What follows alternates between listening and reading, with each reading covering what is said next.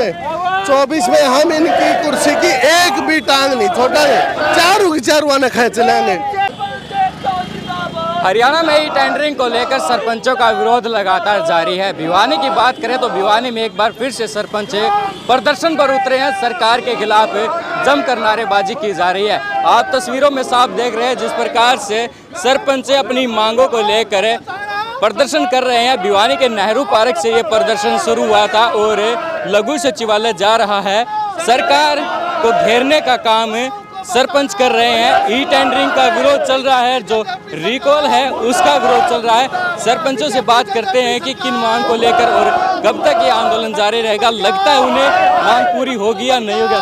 जी सरपंच साहब, क्या कहेंगे जिस प्रकार से लगातार मांगों को लेकर प्रदर्शन किया जा रहा है, क्या लगता है मांग पूरी होगी या नहीं होगी? नहीं, मांग तो न माननी पड़ेगी क्योंकि सरपंच वो अपने गांव की हक के लिए लड़ रहे हैं, ना कि कोई अपने लिए लड़ रहे हैं या कोई झूठी मांगे लेके नहीं लड़ लग रहे हैं। सरपंच अपने गांव को बचाने के लिए, गांव बचाओ देहात बचाओ का एक नारा है सरपंचों का, वो बचाने के लिए, गांव देहात बचाने के लिए हम हर बार रोडों पे आते हैं। और आज हरियाणा के 22 के 22 डिस्ट्रिक्टों में सरपंच रोडों पे उतरे हुए हैं।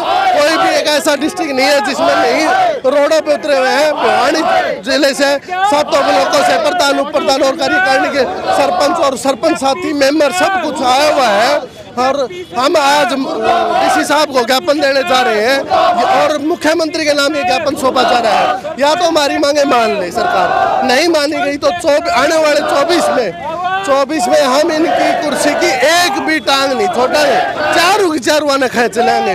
तो सरकार के जो मंत्री हैं या मुख्यमंत्री वो तो कह चुके हैं कि भ्रष्टाचार पर लगाम लगाने के लिए ये ई टेंडरिंग का सिस्टम शुरू किया है।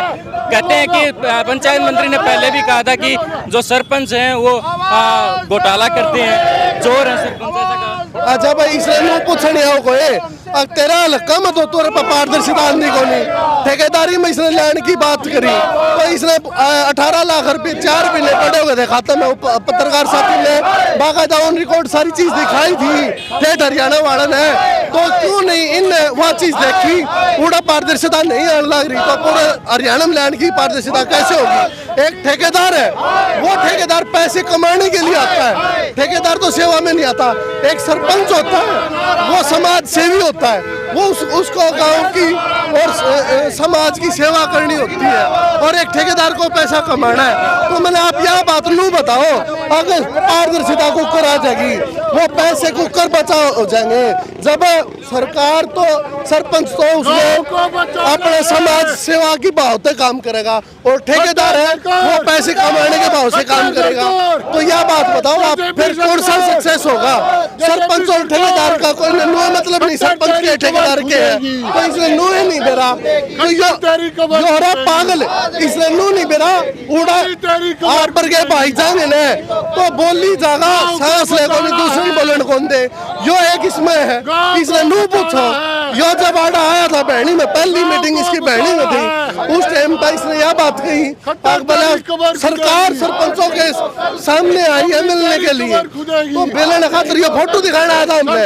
आया ना तो मरते किसी का बातचीत करी ना ही उनका हमसे चाय पर बात करी, तो इसलिए उन्हें ना सुनी मारी चाय पर बैठा की सुना था। यो सांप लेट गया, इसने हमने जब से बातचीत करने की इस तरह कोशिश करी तो यो सांप लाट गया बिल्कुल बला नहीं। मैं कह दूंगा तुम्हारा पेड़ लड़ जाए हम जड़ोड़े, इसने कही है अब ये चोर है जड़ोड़े कारतूस है।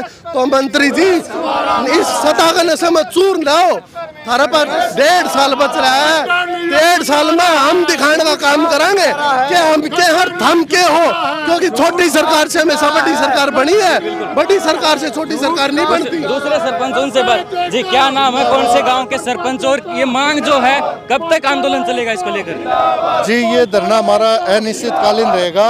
मेरा गांव डानी डोला है, नाम मंजीत है और जब तक सरकार हमारी मांगे नहीं मानेगी तब तक हम इस धरने पे यूं ही बैठे रहेंगे। प्रेमनगर गांव के सरपंच है। सरपंच साहब क्या कहेंगे, पहले भी आपको लेकर काफी विवाद एक बार हुआ था, रोड जाम भी हुआ था, ई टेंडरिंग का ही विरोध था जो जारी थे, तो ये ई टेंडरिंग का विरोध है, आमजन इसको कैसे समझे कि ये सही या फिर गलत है? देखिए, बिल्कुल आमजन को हम समझाएंगे और आमजन समझा भी हुआ है। ये बिल्कुल गांव के मजदूर, गांव के मिस्त्री, गांव के बेरोजगारों के साथ धोखा कर रही है सरकार। अगर सरपंच काम करवाता तो गांव के मजदूर, गांव के बेरोजगार और गांव के मिस्त्रियों से काम करवाएगा और उसको बिल्कुल वाजिब रेट देगा। और वही काम अगर ठेकेदार करवाता है तो मजदूरों का और जो मिस्त्रियों का बिल्कुल शोषण होता है। और ये बिल्कुल ये किसी से छिपी हुई नहीं है चीज़, ये किसी कहीं भी जाके देख सकते। ठेकेदारी प्रथा में हमेशा से शोषण आता है। रही बात पारदर्शिता की, रही बात ईमानदारी की, तो सर जब हम पढ़े लिखे सरपंच है, सरकार खुद भी सरे ले रही है, पढ़ी लिखी पंचायतें बनाई है, तो हमारी ईमानदारी पर क्या उनको शक है क्या? कोई हमारे से काम करवाया जाए। रही बात